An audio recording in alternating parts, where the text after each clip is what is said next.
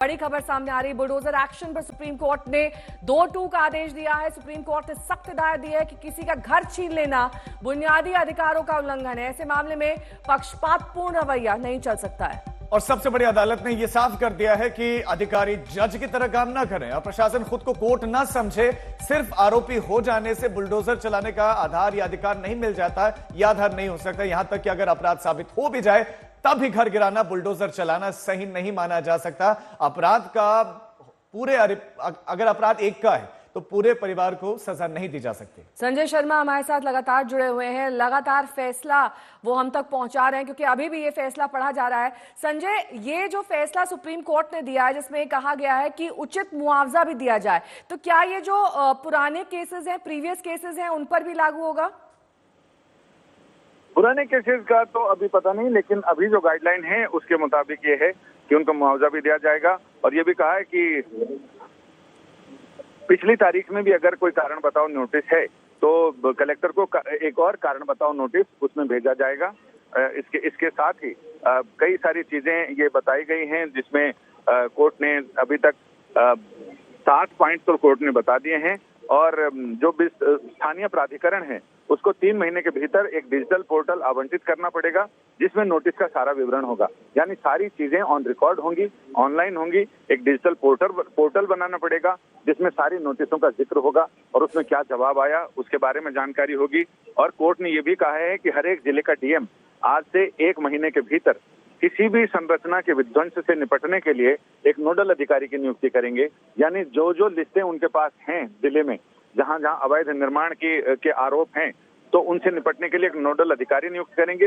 वो नोडल अधिकारी इन सारी प्रक्रियाओं को पूरा करने को सुनिश्चित करेगा कि सबको समय से नोटिस मिले हैं, नोटिस का जवाब क्या आया है। तो इस तरह से एक नोडल अधिकारी के जरिए ही लोग अपना जवाब और अपना पक्ष रख सकते हैं। संजय, इसके साथ ही लगातार उंगलियां उत्तर प्रदेश सरकार पर भी उठ रही थी जहां पर सबसे ज्यादा बुलडोजर एक्शन देखा गया। वहां पर कार्यप्रणाली में पारदर्शिता लाई जाए, इसको लेकर भी तमाम सवाल खड़े किए गए। विपक्ष ने भी ये सवाल खड़ा किया। अब ऐसे में जब ये सुप्रीम कोर्ट का ऑर्डर आया है, जाहिर तौर पर उन लोगों को राहत जो इस वक्त सरकार के निशाने पर थे जहां पर बुलडोजर एक्शन की बात कही जा रही थी। जी हाँ, बिल्कुल। जिन राज्यों में बुलडोजर एक्शन का ज्यादा प्रचलन था उन राज्यों में मनमाने बुलडोजर एक्शन पर, इसमें बिल्कुल शब्द पर ध्यान दिया जाना चाहिए कि मनमाने बुलडोजर एक्शन पर तो रोक लग गई है।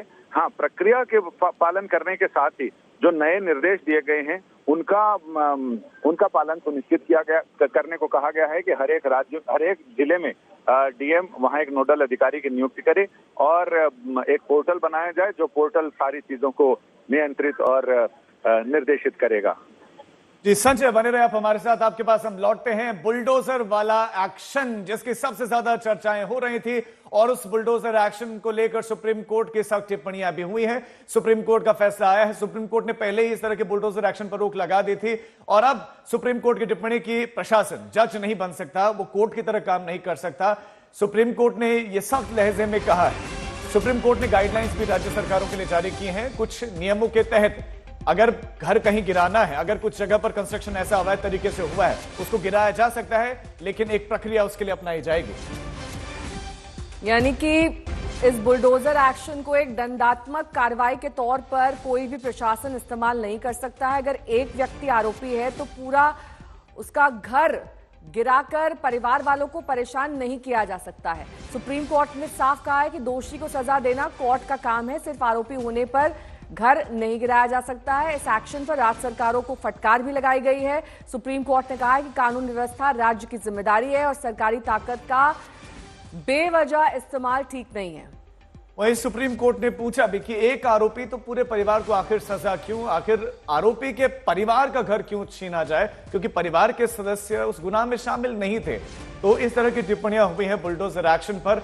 लेकिन एक बड़ा सवाल यह है कि ये नियम पहले भी थे और उन नियमों में कहीं ना कहीं वो गुंजाइश ढूंढी जाती थी जहां पर इस तरह का बुलडोजर एक्शन दिखता था। हमारे संवाददाता कुमार अभिषेक भी हमारे साथ जुड़ गए हैं। कुमार अभिषेक, बुलडोजर एक्शन की इजाजत तो है लेकिन नियमों के तहत, एक प्रक्रिया के तहत, और उसमें भी कुछ सख्त गाइडलाइंस जारी की गई हैं।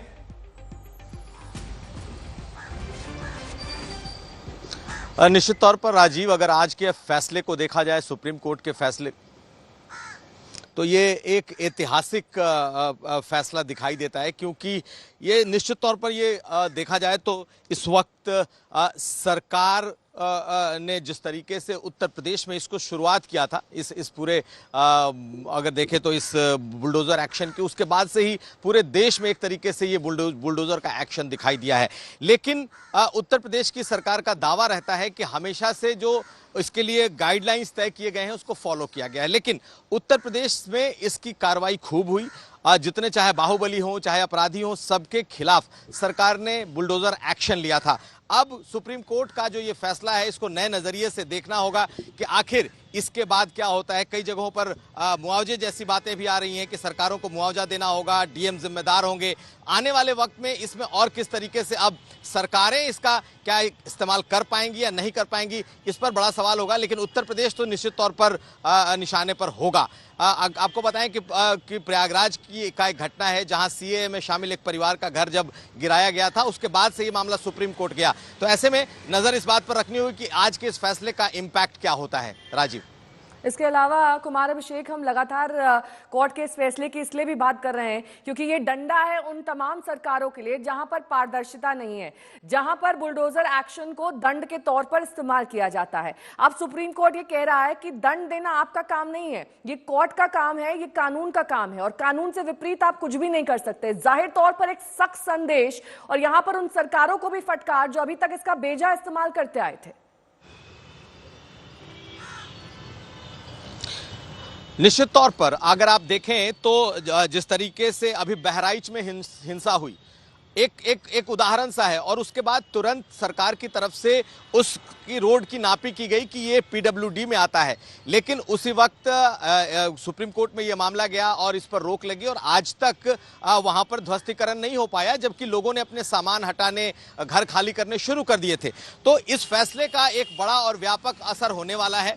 निश्चित तौर पर अब सरकारों को सोचना पड़ेगा कोई भी बुलडोजर चलाने के पहले। इसके दो पक्ष हैं। एक पक्ष बिल्कुल एक्सट्रीम तरीके से सोचता है कि अगर कुछ बड़ी घटना हुई है या किसी ने अंजाम दिया है या किसी ने ऐसा दुष्कृत्य किया है जिसकी सजा बहुत होनी चाहिए, उसे इस बुलडोजर के एक्शन से खुशी होती है। लेकिन जिस तरीके से आज सुप्रीम कोर्ट ने यह कह दिया कि बुलडोजर एक्शन सजा नहीं हो सकता, अब सरकारों को निश्चित तरीके से नए तरीके से कैलिब्रेट करने पड़ेंगे कि आगे से इस बुलडोजर को किस तरीके से इस्तेमाल किया जाए। लेकिन मैं इसमें एक बात जरूर कहूंगा कि उत्तर प्रदेश ने एक गाइडलाइन तय किया है और उस गाइडलाइन के तहत वो लगातार उसके बाद कार्रवाई करते रहते हैं।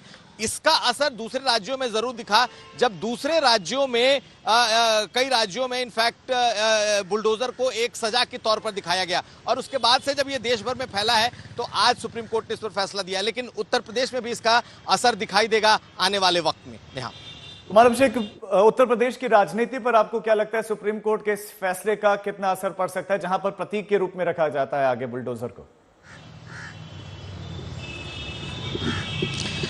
देखिए, सियासत में तो बुलडोजर बाबा मुख्यमंत्री योगी आदित्यनाथ उसके प्रतीक बन चुके हैं। सिर्फ वो बोलते ही नहीं, सिर्फ उन्होंने अपने भाषणों में इसका जिक्र नहीं किया, बीजेपी की तो रैलियों में बुलडोजर को प्रतीक के तौर पर इस्तेमाल किया गया है। बड़ी बड़ी रैलियों में बाकायदा बुलडोजर लाए गए। इस आज के फैसले के बाद मुझे नहीं लगता कि पॉलिटिकल पार्टियां रुकेंगी। पॉलिटिकल पार्टियां तो आएंगी, आगे दिखाएंगी, लेकिन ये एक्शन जरूर थमेगा। मैं थमेगा इसलिए कह रहा हूं कि बिल्कुल रुक जाएगा ऐसा नहीं होगा। जहां पर सरकारों को लगेगा कि उनके पास पर्याप्त साक्ष्य हैं, उनके पास नोटिस दे दिया गया है, उन्होंने पूरी तरीके से जो गाइडलाइंस है उसका पालन किया है, वहां तो बुलडोजर चल सकता है। लेकिन इसका एक बहुत बड़ा ब्रेक जरूर लगेगा। हाँ, सियासत में जो एक छवि बनी है, मुख्यमंत्री योगी आदित्यनाथ को लोग बुलडोजर बाबा कहते हैं और पूरे देश में वो छवि बनी है और उत्तर प्रदेश के ही की मिसाल को दूसरे राज्यों में पेश किया जाता रहा है, तो सियासत पर बहुत असर पड़ेगा, मुझे ऐसा नहीं लगता।